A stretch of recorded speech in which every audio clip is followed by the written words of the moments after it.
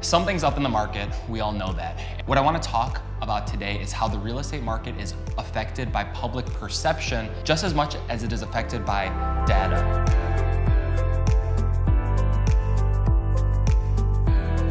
The fact is right now that buyers feel something is up and they're exiting the market at pretty serious rates. Here's an example.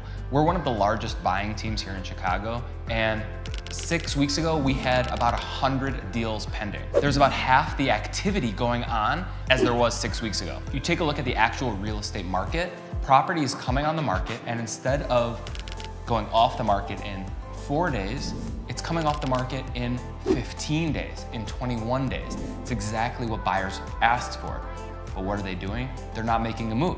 Now, of course, this has a lot to do with interest rates. If you take a look at overall trends year over year for interest rates, we're still at arguably a low. In the last 24 months, it looks like we're at an extreme high. But if you take a look at 5, 10, 15 years ago, people didn't flinch at 8% interest rates. Now, I'm not saying that's what you should do, but buyers right now are overreacting to some of this news, and that's fine. But now, what are sellers gonna do? They're gonna have to adjust prices down. They're gonna have to get more realistic. If you take a look at videos past, this is exactly what we were expecting to happen. This is us patting ourselves on the back. But this is the benefit of having someone who is so in tune with the real estate market, because you're not gonna read about this until news outlets get June numbers, and you're gonna start reading this on every business channel in July. Let's talk about the word that most people are afraid to talk about in real estate, and that's recession. Now, what I find most interesting is that the public have tied recession and real estate together. They think that all recessions are tied to real estate. Why? Because 08 and 09 is still very, very fresh in people's minds. This recession fact has nothing to do with real estate. The problem with 08 and 09, and we've talked about this over and over again, was predatory lending. Meaning you have Steve Smith, he makes $30,000 a year, the bank's like, no problem, $500,000 condo, let's go. That's not what's happening. I think 75% of all credit scores that have been loaned to in the last 5 years have been over 700. So it's not going to be a real estate-based recession. But real estate and recession aren't always tied. So let's set aside some of these big macroeconomic trends. Let's set aside inflation, let's set aside the word recession, and let's take a hyper-focused look at what's actually happening to the real estate market. You have to look at supply, you have to look at demand. Supply is stickier. People put their houses on the market, they're not getting multiple offers in the first weekend. It stays on longer, and the supply, month over month, week over week, is growing and growing. At the same time, because of rising interest rates, which obviously have effect on buying power, their monthly payment, buyers are exiting. Low demand, higher supply. We're approaching an imbalance. It's gonna be a buyer's market in a month. You can put that in writing. I'll eat my words if I have to. But let's take a closer look at the supply part of things. Now, people are still arguing that supply is still artificially low, and I don't actually think that's going to change. It's not going to be like this glut of supply, which is going to potentially tank the real estate market. Why? In 2020 and 2021, when interest rates dipped below 2.5%, everyone and their mother refinanced on their mortgage. And they now have interest rates between 2 and 2.5%. I think that's probably the average for people who refinanced in 20 and 21 and early parts of 2022. There's no way those people are selling and trading into a new house that has a potential 6% interest rate. Their money costs are going to triple. So unless people have to sell, they're probably still going to wait until some of this balances out. However, people who do need to sell really need to sell. So if you're a buyer, you're gonna be able to snatch up a couple opportunities coming up here soon.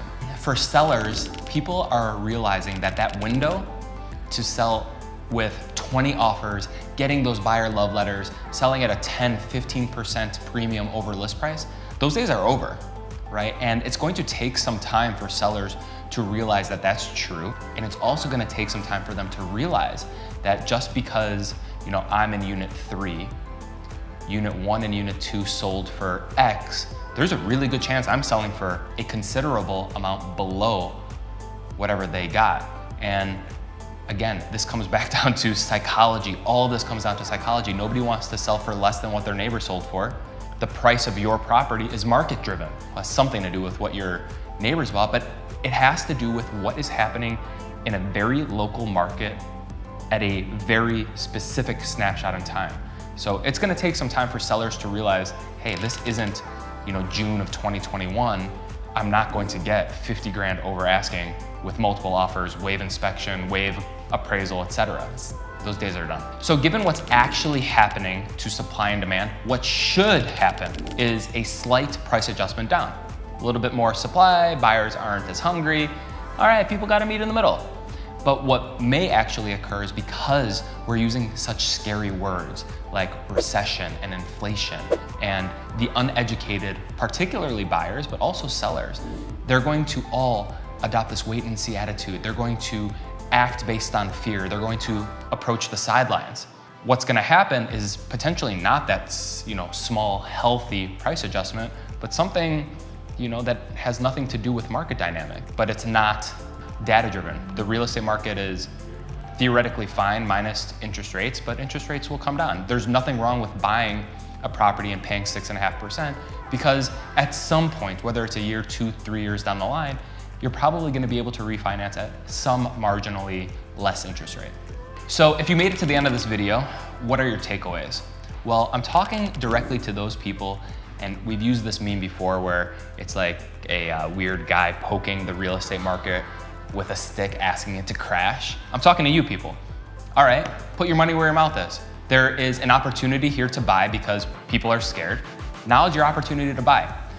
This is a situation for buyers where, okay, if you're not scared to buy at a 6.5% interest rate and squeeze some of these sellers to maybe buy at 50 grand below market, now's your opportunity. I was in the business in 09, 10, 11, and 12.